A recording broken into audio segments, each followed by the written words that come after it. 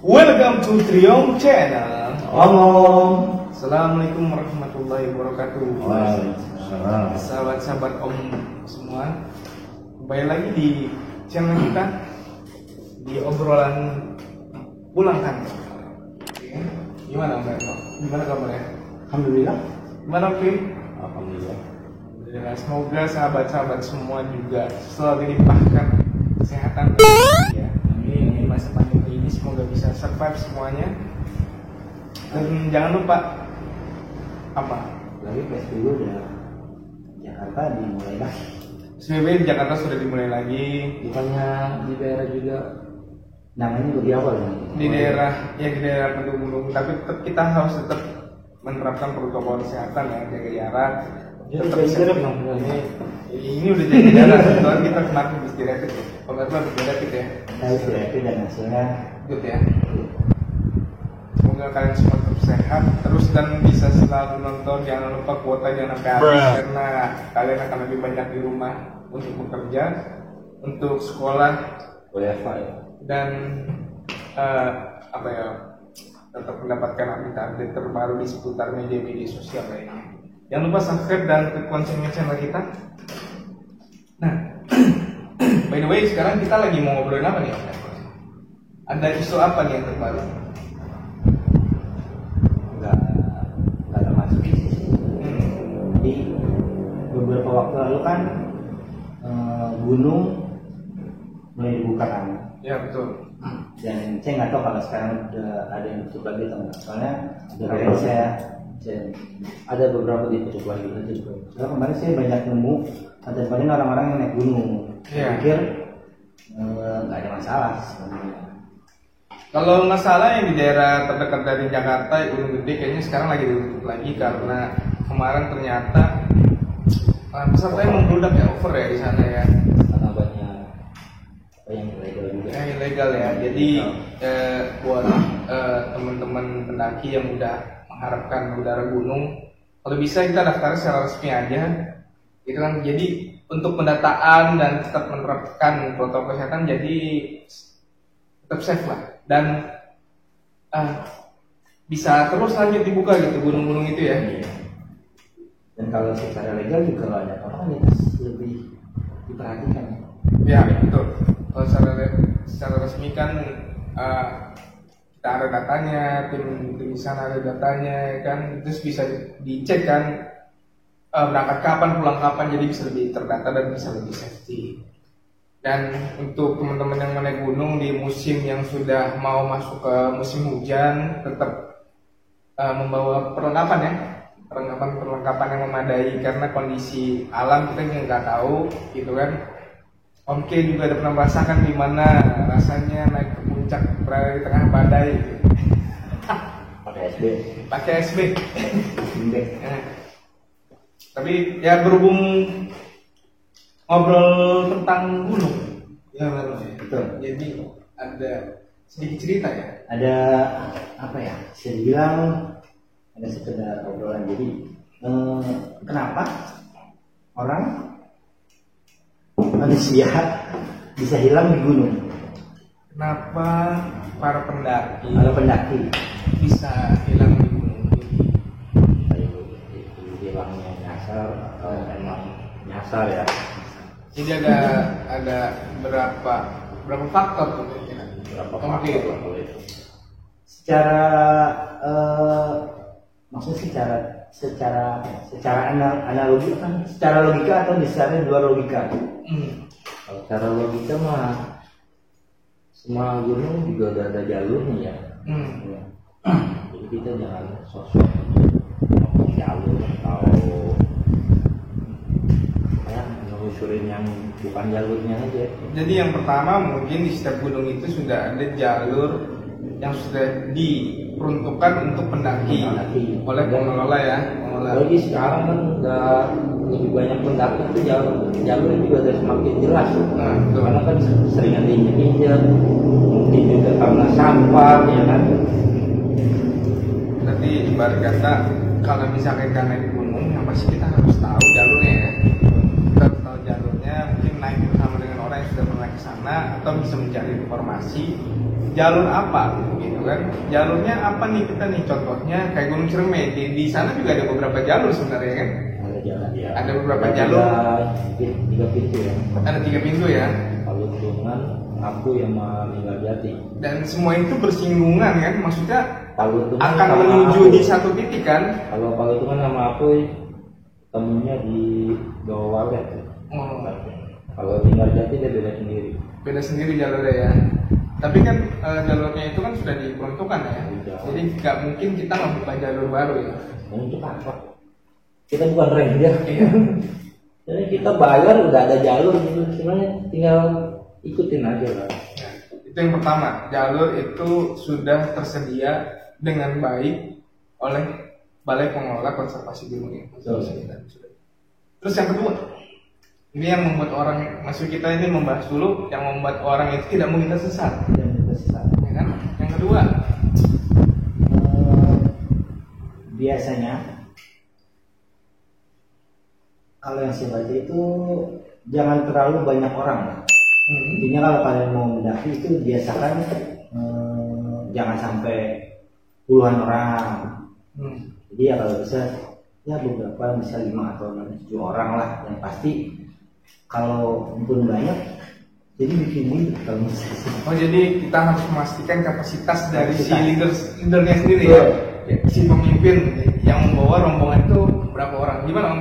Kira-kira maksimalan ideal tuh kalau kita mau mendaki berapa banyak orang? Sebenarnya sih banyak juga nggak masalah ya, atau jangan kali jalan aja. Sekali jalan. Nah, dibagi-bagi kelompok aja. Berarti harus. Walaupun ada 40 orang satu grup gitu, gitu ya. Bagi lagi kelompok kecilnya, artinya jadi pecah gitu lah. Idealnya kelompok kecil itu berapa orang? Ideal itu ganjil. Berarti di angka 5, 7, 9 ya? Kalau menurut saya ganjil ya. Kenapa? Ada ilmu tersendiri atau memang? Kalau voting suara kan menentukan ya? Oke, jadi kalau misalkan dalam kondisi-kondisi khusus yang untuk voting suara yang diperlukan untuk musyawarah, ya kan, musyawarah dengan kelompok ganjil bisa menentukan suara yang pemenangnya ya. Jadi yang kedua itu menurut saya. Itu berarti poin kedua dari kenapa tidak mungkin tersesat, karena kita harus ada kelompok. Jadi kelompok itu saling menjaga antara depan dan belakang ya. Kenapa harus dibuat kelompok kecil supaya lebih memudahkan untuk mengatur. Karena kita nggak tahu medannya seperti apa di dalam kelompok itu, ada yang kecapean atau apa, jadi ritme perjalanan bisa lebih diatur ya. Ada lagi yang ketiga, stok makan. Jadi stok makan ya benar sih.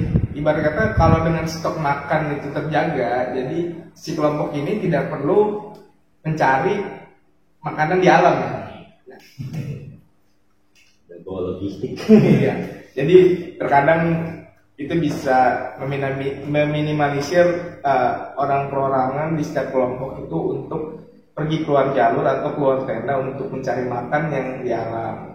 Kan ada buah-buahan juga kan, buah atau tanaman-tanaman gitu kan yang bisa kalau di mana untuk menemukan buah atau tanaman-tanaman yang bisa dimakan, otomatis kan membutuhkan ekstra, ya kan, ekstra ilmu, ekstra tenaga gitu kan, dan jaraknya juga pasti nggak dekat dengan base camp kita kan. Itu pasti lebih beda lah, ibaratnya di luar jalur. Oke. Terus yang keempat, mungkin kalau yang keempat itu pastikan tempat mata air yang ada di setiap gunung kita harus tahu posisinya. Karena di setiap gunung itu belum tentu mata airnya itu banyak ya. Contohnya kayak di Gunung Semeru. Saat kita menuju udah di mana poin terakhir tuh? Kalimati itu air, untuk mendapatkan air sumber mani itu jalan itu jauh banget. Lumayan jauh, jadi karena saya belum pernah. Jadi jalannya jauh. Korban ya? Bukan ya, jalannya jauh. Jadi sumber mani itu jalannya jauh, dan posisi mungkin kalau misalkan kita mau kolek air atau mengambil air, kita harus membawa tempat penampungan yang lumayan. Terus kalau bisa jangan sendiri, gitu kan, berdua atau bertiga gitu, karena melihat kondisi pengalaman saya di Sumbermani waktu itu mengambil air di sore hari itu suasananya agak-agak serem, agak creepy ya karena di sana kan kita tahu sendiri, mungkin pada saat saya mendaki itu belum banyak orang di Kalimati, jadi kita nggak ketemu kelompok lain untuk mengambil air. 3 kelompok Untuk sama kita ya, 3 kelompok, satu kelompok yang dekat, satu kelompok si bapak-bapak itu, iya. sama kita udah. Itulah, jadi itu poin keempat berarti ya. Ada lagi poin yang memastikan orang tidak akan sesat. Ya, yang pasti sih ikutin arahan aja,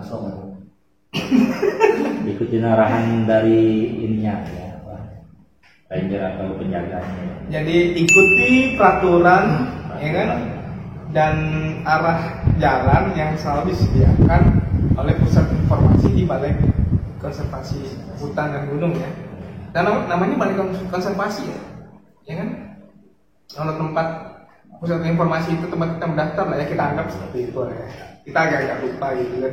Tetap mengikuti aturan dan saran-saran yang dijabarkan. Mungkin pada saat informasi di saat kita datang di pusat informasi melakukan pendaftaran atau kita bisa bertanya-tanya ya kan, untuk pendaki yang baru kita bisa sharing poin-poin di trek apa aja nih yang Bisa nanyakan betul. Terus boleh ngecampnya di mana aja. Kalau Gunung Gede Pangrango sih ada tahuan, nggak jauh pasti ngecamp di Tanah Badak, alun-alun, udah sama air panas. Terus poin ada lagi poin ke-6. Udah cukup ya. Mungkin ada beberapa lah yang bisa ditambahkan oleh teman-teman. Iya, jadi itulah 6 poin ya. 5 ya? 5 poin saran dari Om Erno, Om K ya kan, supaya kita tidak tersesat di gunung ya kan. Yang pertama bisa kita ulang? Lupa ya kita.